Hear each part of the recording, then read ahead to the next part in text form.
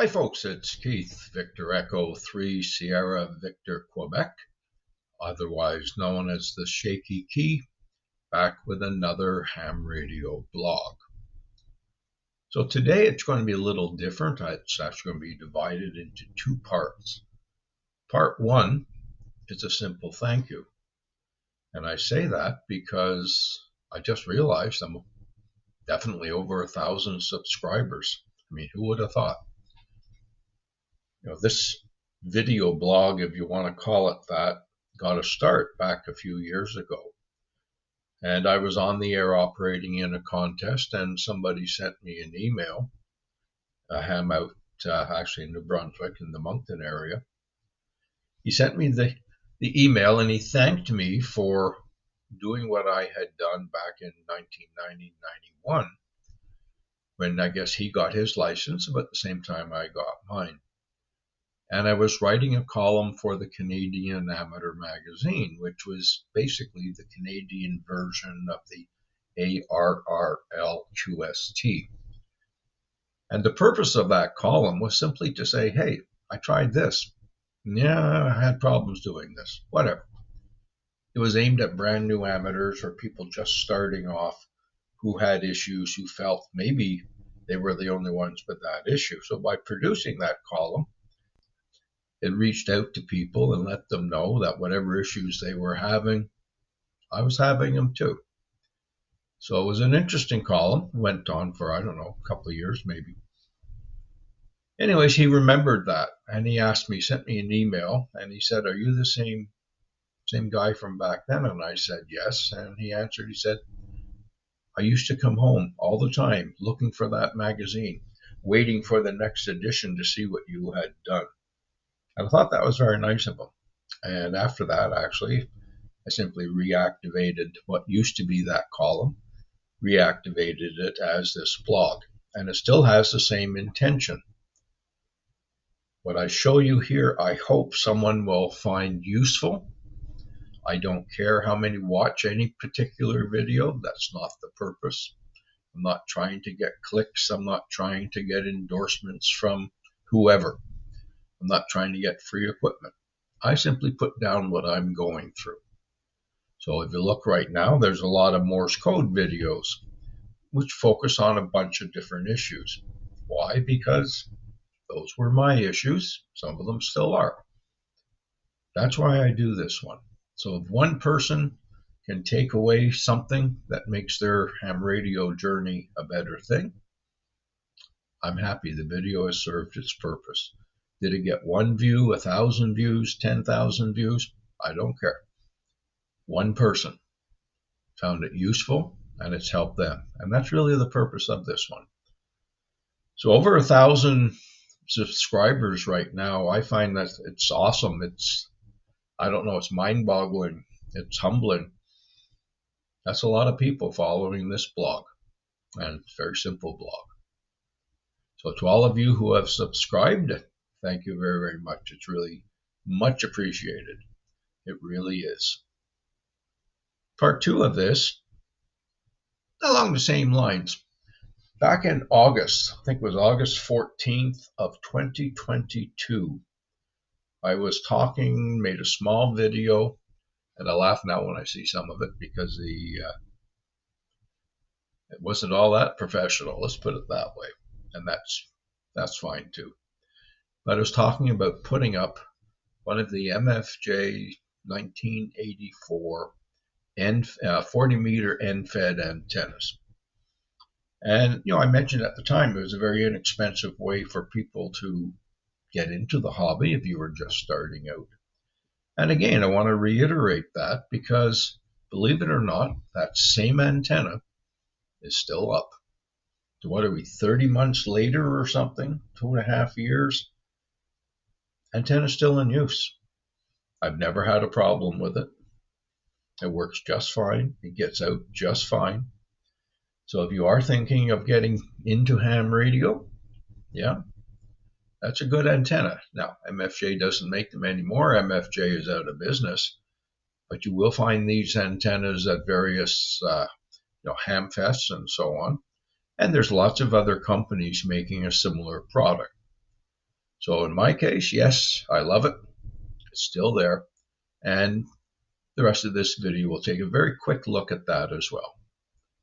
So again, thank you. Please like, comment, subscribe, and also have a great day. Here comes the video. There you can just make out the feed point. There's the box there where it goes into my office, and then of course it follows out into the backyard. The other heavier cable you see, that's a coax cable for the MFJ-1986. I mean, that's it. That's the wire, and as you can see, once it's around trees or that, you really can't make it out. Now, this wire doesn't go through those trees, but you could certainly do so if you had a property that you needed to disguise an antenna on, maybe similar to some of the HOA antennas. All right, so there's where the antenna is based. There's the mast going up, so when the MFJ telescoping one, and way up there is the wire. You can see where it pulls in. All I use is the bungee cord on it, which will link over to the pole. And just as a matter of interest, there's my MFJ-1796. Still works wonderfully well.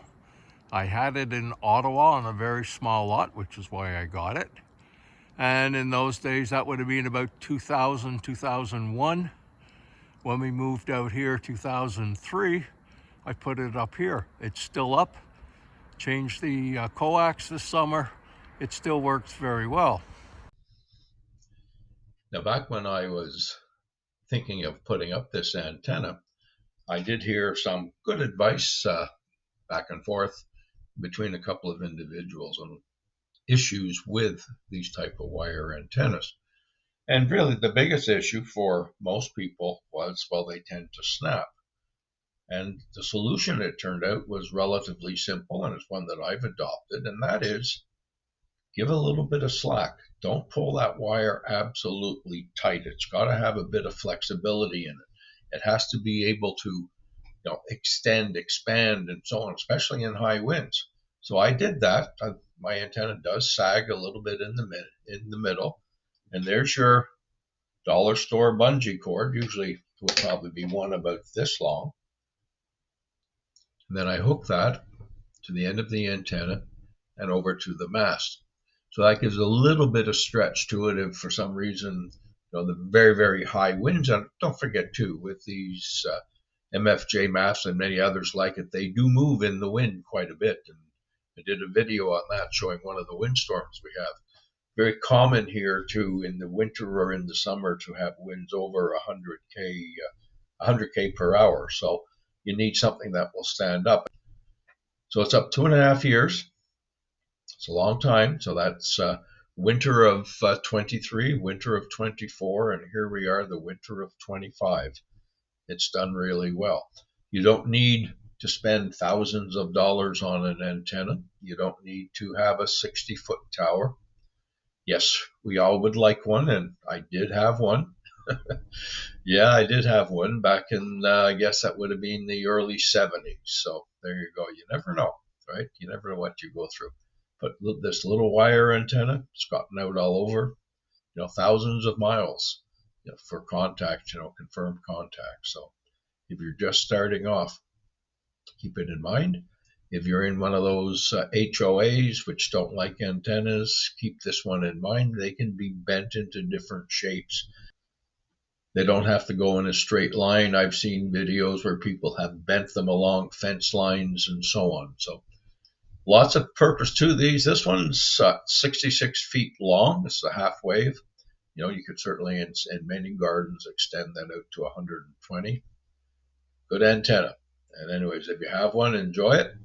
If you're looking for a cheap alternative, keep this one. And as I said, there are many, many other companies and individuals for that matter. If you go on to eBay and so on, individuals who are manufacturing.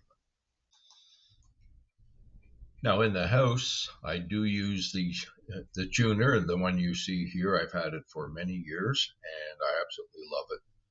So I use that with the IC7300, which I know has a built-in antenna tuner, and I use the built-in one when in the field, either using the ham stick or using an antenna like this wire antenna like this one.